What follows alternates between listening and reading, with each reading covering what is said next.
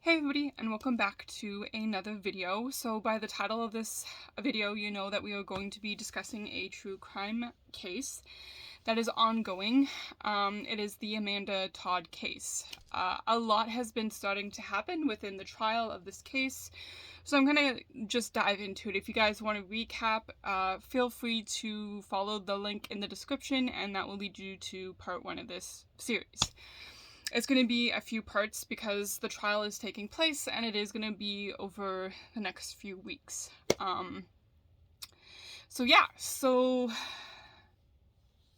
it's kind of mind-blowing just some of the stuff that has come up so far. So I'm only going to be covering the first few weeks, and then we're going to get into part 3 with the testimonies of the families and friends.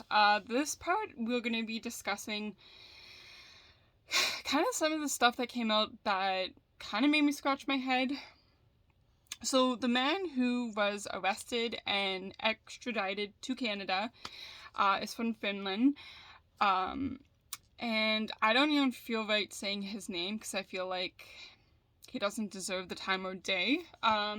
So the person who is charged in this case was brought to Canada in 2020 amidst the COVID. The trial got, put on hold, and now in 2022, things are starting to come up. So, what I'm gathering, and I've been going over different news articles over the past few weeks, and basically, the Dutch police had this man under surveillance when everything that was happening with Amanda Todd was going on, and how he was trying to, force her to do inappropriate things, kind of hold this one picture that she took of herself that, the internet got hold of, trying to, blackmail her into doing stuff that she was not comfortable with.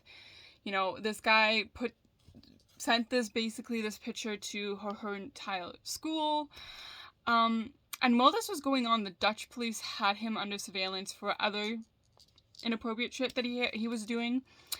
So one of my questions that, from what I see, hasn't been brought up yet because it's just the evidence that's being brought forward, why didn't they put a stop to it? If they were watching all of his electronics, all the stuff that he was doing online, why was it that basically a sting operation that happened had to be put forth in order to catch this guy? It kind of just confused me because it's just isn't the law enforcement, if they see something inappropriate in these types of cases, aren't they supposed to stop it and then rearrest him for something? But no, that didn't happen. It took, Amanda Todd taking her life for stuff to get kicked into high gear, which I don't think is right. Like I covered in part 1, our police system here in Canada did not handle this case right. It was really disgraceful, and my heart just goes out to her family. Another thing that kind of really pissed me off in this was a doctor was basically went on global news, I do believe it was, and said, yeah, I don't know if anything's really going to come of this trial. We don't usually see cases like this go to trial.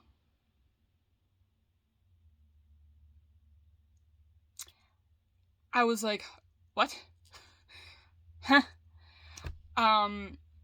She's like, these cases are hard to try, with all the anonymous users and stuff. I don't see how they can prove that it was him. I was like, hold the phone. Hold the phone. Is this Dr. Dents or this investigator Dents? They literally tracked, using police efforts, where this blackmail came from, this abuse came from, all of this, the emails that he was sending her, Amanda Todd, and then I think 1 or 2 to her family. They were literally able to track it to him, his computer. And you're saying he'll maybe get off scot-free because we don't see a lot of this. This stuff doesn't usually go to trial, so I wouldn't basically hold your breath on it. I'm really frustrated with that comment. And it was just like, okay, so basically you're telling anybody that this happens to, that there's no justice for them. I think that is completely horse poop. And I don't think that investigator or doctor or whatever she was to be part of this trial, because who wants to hear that on the stand? I mean, the accused person who, was arrested and extradited here is probably all for it, because he has pleaded not guilty. And basically said that wasn't me, when the evidence proves that it was him. It proves, they literally investigated. He was the only one that had the ability to, I guess, access this computer or computer systems.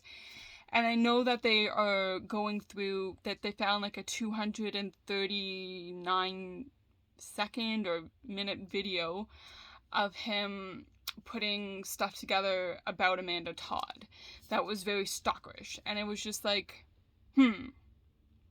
okay, wow. Amanda Todd's mom, I mean, I just listening to her, giving a few interviews, because, news people are nosy, and, they want to be all up in her face, which sucks.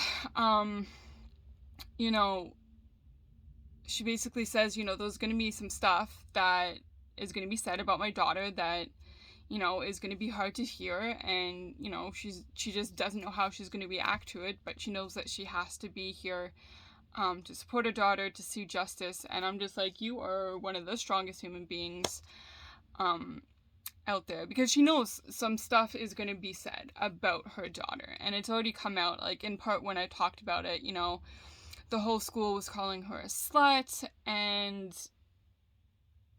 that she should kill herself, and it just breaks my heart.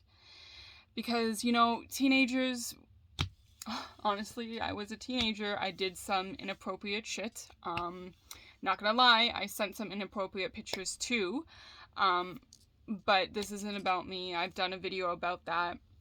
But I can understand, the frustration is just like, the evidence proves that it was him, and then there's somebody saying, maybe not, like, we'll see.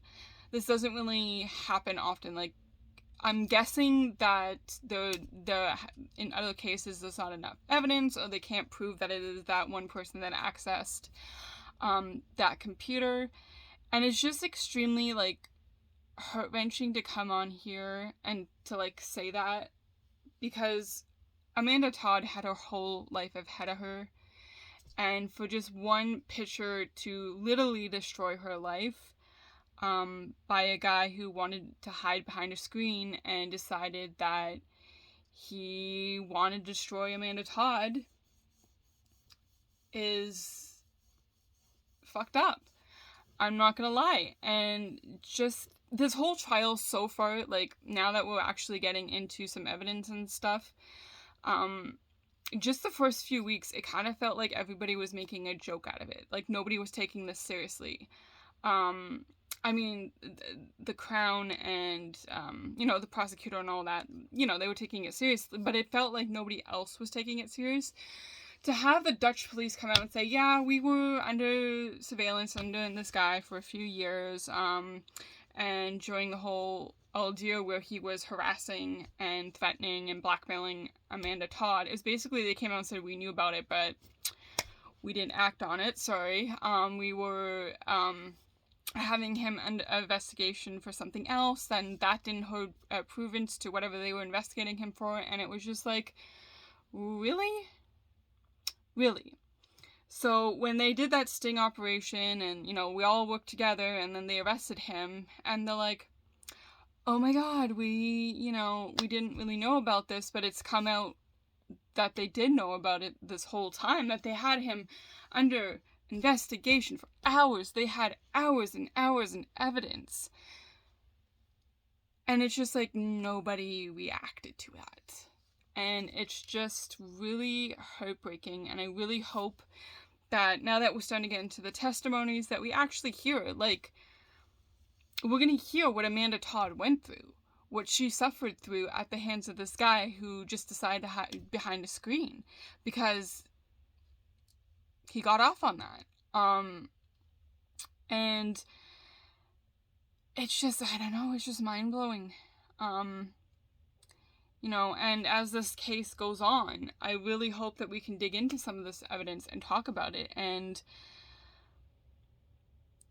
But literally, this video is going to be like 12 minutes because we're just discussing the beginning of the trial, and it was just like a big, I don't know, to me personally, just listening to all the news clips and stuff,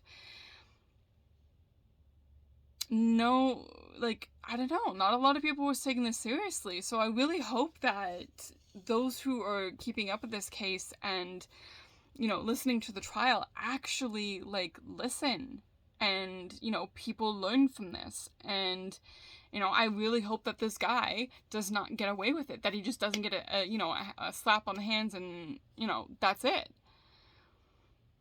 Oh my god, this case is just so frustrating, and I can't even begin to imagine what Amanda Todd's family is going through. So what I want you guys to do is just keep her in your thoughts.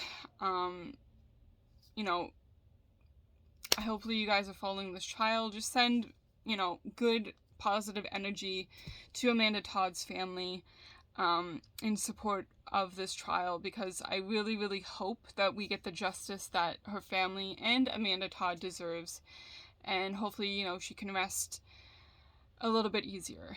But unfortunately, that's kind of all I have for part 2 right now. Like I said, in part 3, we're going to dive into the testimonies, and yeah, so stay tuned, guys, because this is going to be a long part series again. But yeah, like I said, just keep positive vibes. You know, I don't want to see any rude comments about Amanda Todd in the comments below.